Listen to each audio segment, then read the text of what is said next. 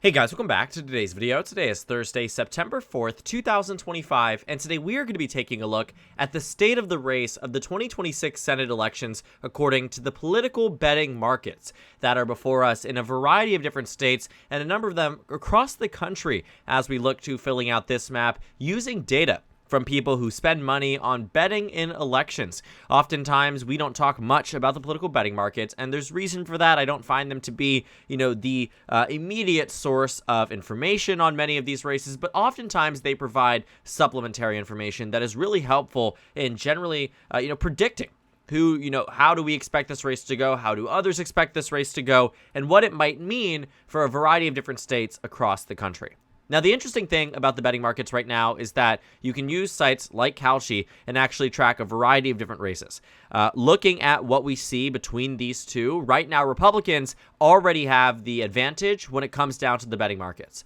And I used to, just briefly talk about this when we did the, election videos, talking just strictly about the Senate and the odds of victory. But when it comes down to a state-by-state basis, the last time I actually did one of these betting market videos was back in June of 2024. And so it's been a long time coming. And that was the presidential election, what the map looked like based on the betting markets at the time. So I'm actually really excited to do one of these again.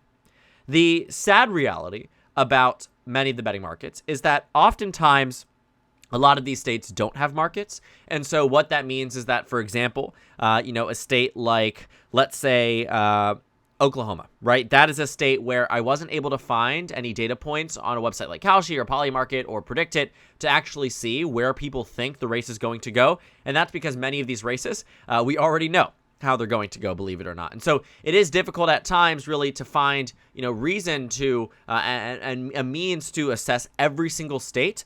But oftentimes those are the races that don't really need too much conversation because, believe it or not, we can predict it years in advance as to how it's going to go. So the good news is that every single competitive race has data on it. Every single, race that would be worth talking about, at least in 2026, that is expected to be even remotely touchable by either political party has had substantive amounts of, money poured into it where people can talk about these races and actually make pretty substantive bets where it's not just, one person in the market. Sometimes tens of thousands of people are in them. And so looking at what this, map is showing us, we have 35 total races, 34 for the Democrats that are not up for re-election, and 31 for the Republicans. Oftentimes in these videos, people lose track of how the ratings are going to be done. So I'm going to say them now, but I'm also going to put them as a pinned comment at the top so you can refer to it constantly. And I imagine that for, a huge portion of the viewers here who skipped to the end of this video, you're probably going to completely gloss over this. But just as a recap, as we've done in previous videos, a safe characterization is a margin of 90% or more higher odds at victory. That's what I consider to be roughly around that range where Republicans are probably going to win by 15 points plus. It's that locked in. It's that certain that, 9 out of 10 times that political party is winning that state. Anywhere between 71% and 90% or 89% really, anywhere between that, I consider that to be a likely state. So these are states that, for instance, there is an 81% chance that Republicans win this state 4 out of 5 times, but it wouldn't be the end of the world for the GOP or the Democratic Party if the opposition party won in this circumstance. And it wouldn't be something that was so out of bounds that it came entirely out of left field that nobody was thinking about it for the race. It was at least discussed to some degree. Anywhere between 55% up to that 70% mark, I'd consider to be a lean state. These are often states that when you take a look right at this margin, you're going to find that Democrats or Republicans are probably going to win this state by anywhere from 1 to 5 points. It's within reach for, let's say a candidate collapses. Let's say the debate goes horribly wrong. Let's say attack ads come in on the $100 million end for whichever side. The race can change.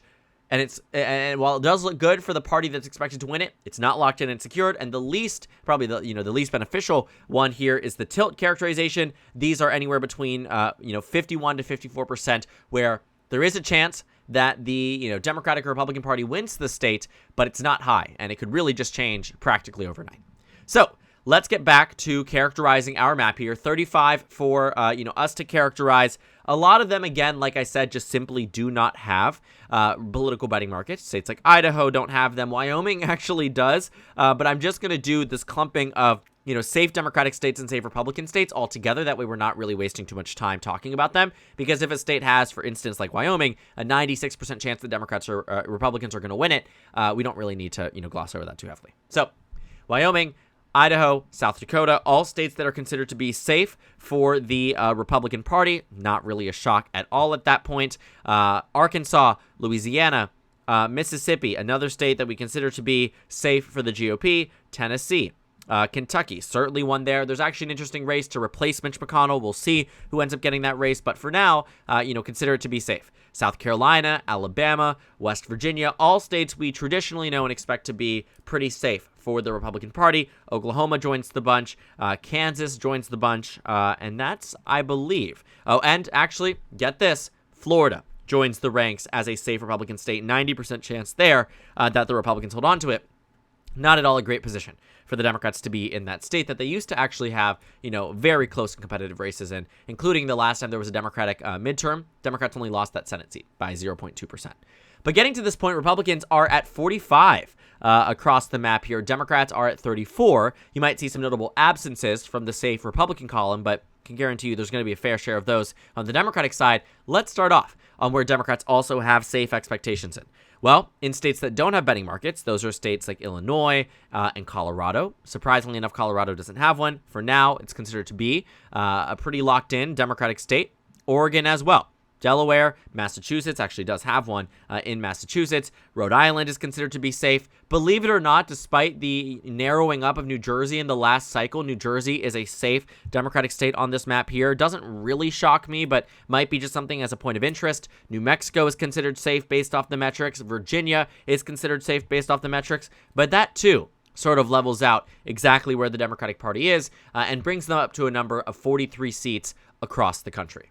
In the remaining 12 races, you're going to find that a lot of these are what we consider likely states. Just as a quick reminder, that's within the 71% to 90% range in terms of odds at victory. And these are states that I think that, both parties have been trying to field top recruits and do have some very stellar candidates to run in some of these races. But as it stands right now, both parties have a grip on these states that are going to be very difficult to see exactly how, the opposition party is able to win. So there are some examples, states that are considered to be likely for the Republican Party. States like Alaska right now, where Mary Peltola is being courted heavily by Chuck Schumer to run for Senate. If she runs, I imagine the odds will go down to somewhere around 70%, but still remain quite high throughout the remainder of the cycle for the GOP and inevitably lead to a Republican victory.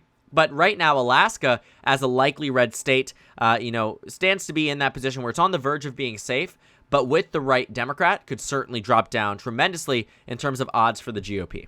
The next state is also the state of Texas, another state that largely hinges not on who Democrats run, but actually, yes, largely on who Democrats run, but even more largely on who Republicans run. Ken Paxton, the incumbent attorney general, is running in this race against incumbent Republican John Cornyn. The reason why this is not a safe red state is because there is hesitancy to make it that, because Ken Paxton, the attorney general, has higher odds in the betting markets of winning the Texas primary than the incumbent Republican senator. And if that is the case, Democrats do jump up in terms of odds at victory in Texas, and I imagine it actually go further down than where it is right now.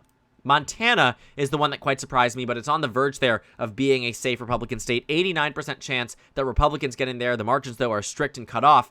The problem here is that I think that there's some hesitancy in saying that Montana would be a state that, like Wyoming or South Dakota or Idaho, are locked in and safe red because of its history and blue wave years of actually narrowing up. And when you actually take a look at, the last time Montana had a House election in 2018, it went from being Ryan Zinke plus 16 points down to being a race that, Greg Gianforte won by 5, right? And so sometimes these races really do narrow up. Even by 2020, it wasn't safe for the Republican Party. And so thinking about, what 2026 might bring, maybe Montana does narrow down, which is why I'm not shocked to see it as a likely red state.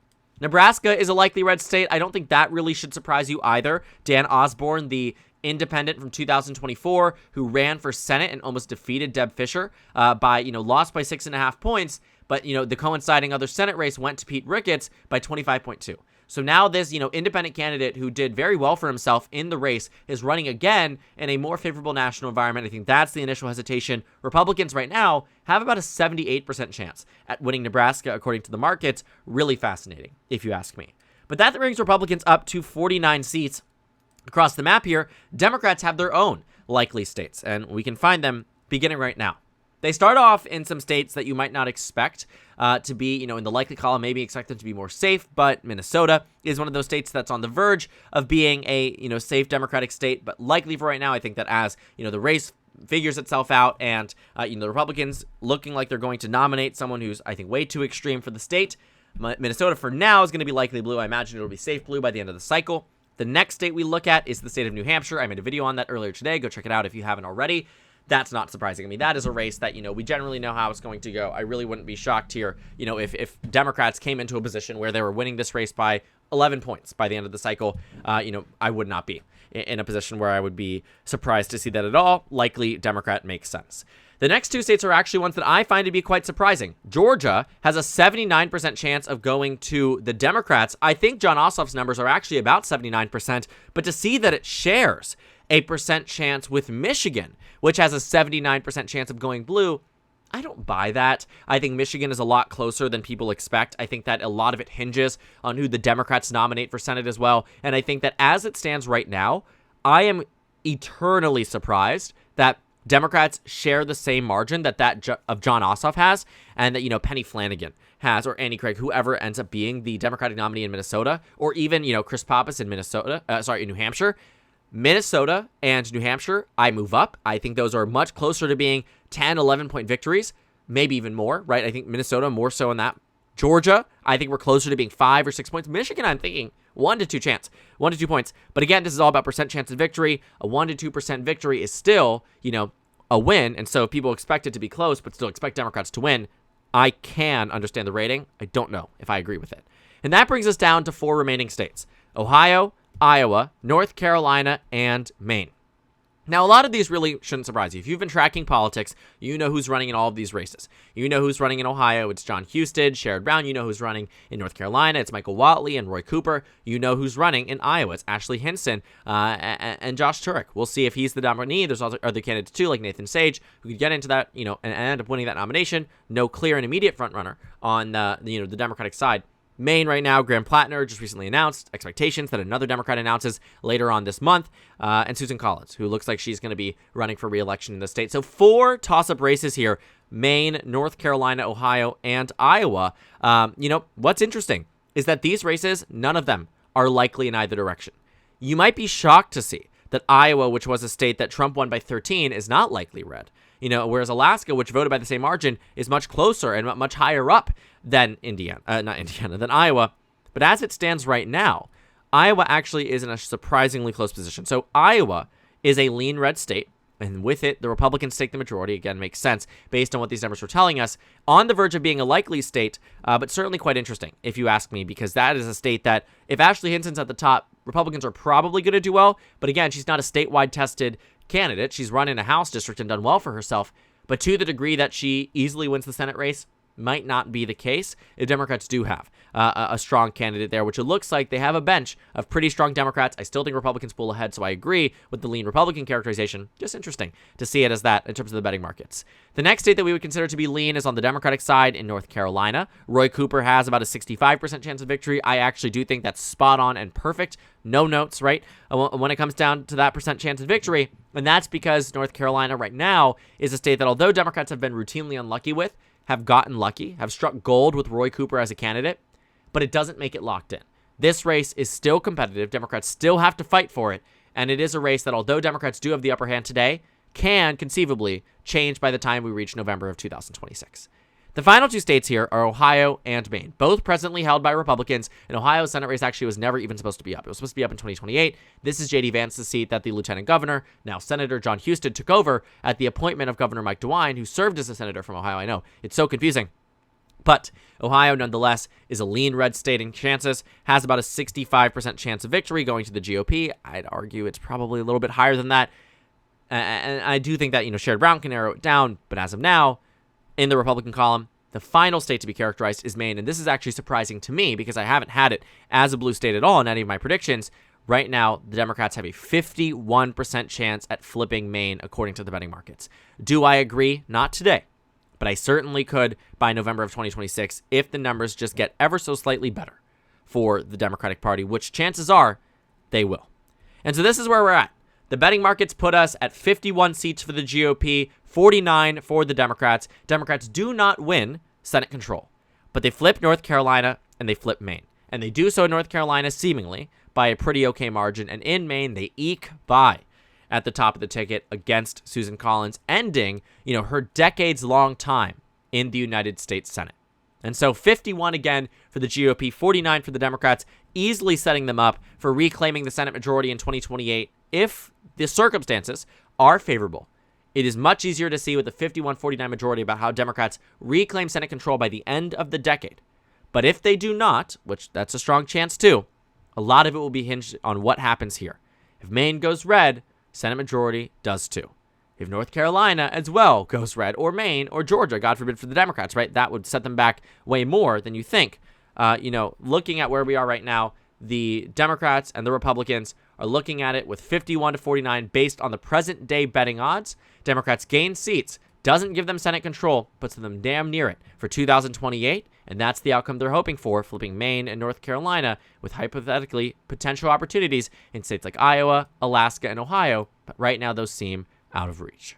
So thank you guys so much for watching this video. Make sure to comment down suggestions below. Subscribe on the left if you haven't already, and check out the Instagram and Twitter. At the top left of the screen, there's a Discord server for you to go ahead and join. On the screen, there's a video for you to watch, and then a playlist for my 2026 Senate election analysis videos. Again, thank you guys so much for watching, and I will see you all tomorrow.